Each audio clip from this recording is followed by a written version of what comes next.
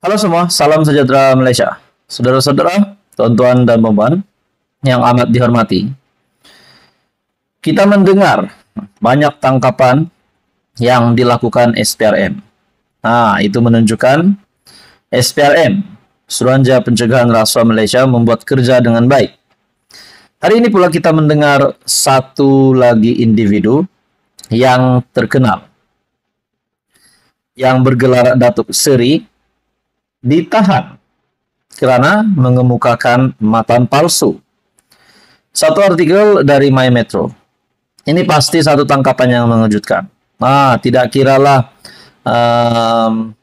kau Cegu kah, kau Datuk kah, kau YB kah, ahli parlimen, adun, Datuk Seri sekalipun, Tan Sri sekalipun, orang kaya pun, kalau ditangkap tetap akan ditangkap juga. Artikel ini dari My Metro. Bekas pengerusi koperasi bergelar Datuk Seri ditahan, kemuka matan palsu. Ini pasti tangkapan yang mengejutkan. Tidak kiralah dari pihak pembangkang, dari pihak kerajaan. SPRM menahan bekas pengerusi sebuah koperasi bergelar Datuk Seri kerana disyaki mengemukakan dokumen mengandungi butir matan palsu berjumlah kira-kira RM60.000. Sumber berkata suspek yang berusia 60-an ditahan SPRM ketika hadir memberi keterangan. Menurutnya, lelaki terbabit dipercayai melakukan perbuatan itu pada 2020 sehingga 2021 ketika memegang jawatan sebagai pengerusi koperasi berkenaan. Suspek juga dipercayai mengemukakan tuntutan pembayaran khidmat nasihat bagi projek di Johor dan bayaran pendahuluan bagi projek pembangunan bercampur di Kuala Selangor, sedangkan kerja-kerja itu tidak dilaksanakan. Ini pasti satu tangkapan yang mengejutkan. Seorang yang terkenal bergelar Datuk Seri. Sudah pasti ramai yang tertanya-tanya juga, siapakah Datuk Seri itu? Memang ramai Datuk Seri di Malaysia ini, terutamanya kepimpinan politik. Sedangkan Hamzah Zainuddin juga adalah Datuk Seri. Dan banyak lagi pemimpin politik yang bergelar Datuk Seri. Tapi jangan risau. Dalam artikel ini tidak menyebut pun nama Hamzah Zainuddin dan Datuk Seri yang terkenal. Cuma saja individu ini bergelar Datuk Seri. Dalam artikel ini lagi, suspek direman selama 7 hari sehingga 8 Oktober. Sementara itu, pengarah SPRM Kuala Lumpur, Datuk Muhammad Fauzi Husin, ketika dihubungi mengesahkan penahanan terbabit dan kes disiasat mengikut Seksyen 18 Akta SPRM 2009. Saudara-saudara, bagi saya ini pasti satu tangkapan mengejutkan dan juga pasti satu amaran supaya tidak ada pemimpin yang lain melakukan hal sedemikian. Sekian saja, teruskan bersama di dalam channel ini untuk info yang seterusnya. Halo semua, salam sejahtera Malaysia, tuan-tuan dan puan yang amat dihormati semua. Pilihan raya kecil Dun Pelangai yang akan diadakan pada 7 Oktober, pada Sabtu, menarik perhatian ramai orang. Sudah pasti PN PAS bercita-cita besar untuk menang di kerusi Dun Pelangai, yang kita memang tahu adalah kubu kuat Barisan Nasional UMNO. Saudara-saudara, kita juga mengetahui sebelum ini di mana terdapat calon dari PAS kalau tak silap yang pernah bertanding di situ, namun hanya mendapat undi yang agak kurang memuaskan. Pilihannya kecil Dun Pelangai sudah pasti menjadi perhatian ramai orang. Untuk Perikatan Nasional, untuk PAS, adakah gelombang hijau ataupun mungkin gelombang biru tua akan tersebar di Dun Pelangai hari Sabtu? Saudara-saudara yang amat dihormati semua, terdapat beberapa sumber mengatakan ceramah ataupun kampanye Perikatan Nasional untuk pilihan raya kecil Dun Pelangai dikatakan kurang sambutan.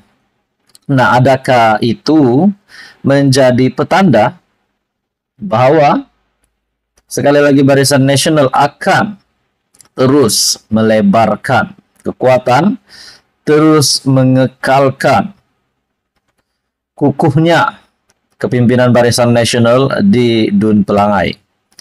Seperti yang kita tahu, 3 calon akan bertanding dari Perikatan Nasional, yaitu Cegu Kasim dan juga Barisan Nasional Datuk Amizar Abu Adam, dan juga seorang lagi calon bebas, Hasli Helmi. Nah, terdapat kenyataan dari Taqiyuddin Hasan juga sebelum ini, di mana terdapat maklumat bahwa kepada penyokong calon bebas Hasli Helmi, beliau sendiri menyeru pengundi-pengundi dan penyokongnya untuk menyokong calon Perikatan Nasional. Saya melihat itu adalah satu perkara yang sebagai pemerhati politik, satu perkara ini hanya pendapat secara pribadi.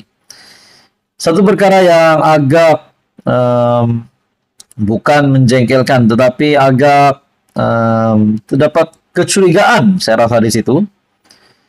Susah-susah menjadi calon, nak bertanding, tetapi menyeru pengundi dan penyokong menyokong calon lain pula. Nah, tuan-tuan dan puan, kalau kita ikut, adakah penyokong dari pengundi bebas, calon bebas yaitu Hasli Helmi, terlalu ramai sehingga mampu memenangkan calon Perikatan Nasional? Dan adakah semua penyokong Hasli Helmi akan menyokong PN setelah melihat keyakinan Hasli Helmi sendiri pun tidak mahu menang di situ karena telah menyeru penyokongnya sendiri, pengundinya sendiri mengundi calon PN. Nah, itu satu dapatan saya melalui artikel. Dalam pada itu, saudara-saudara, saya juga ada membuat beberapa pemerhatian, beberapa penyelidikan.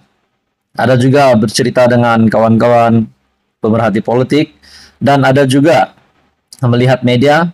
Kita juga mendengar ceramah dan kampanye untuk Perikatan Nasional di Dun pilihan raya kecil untuk Pelangai.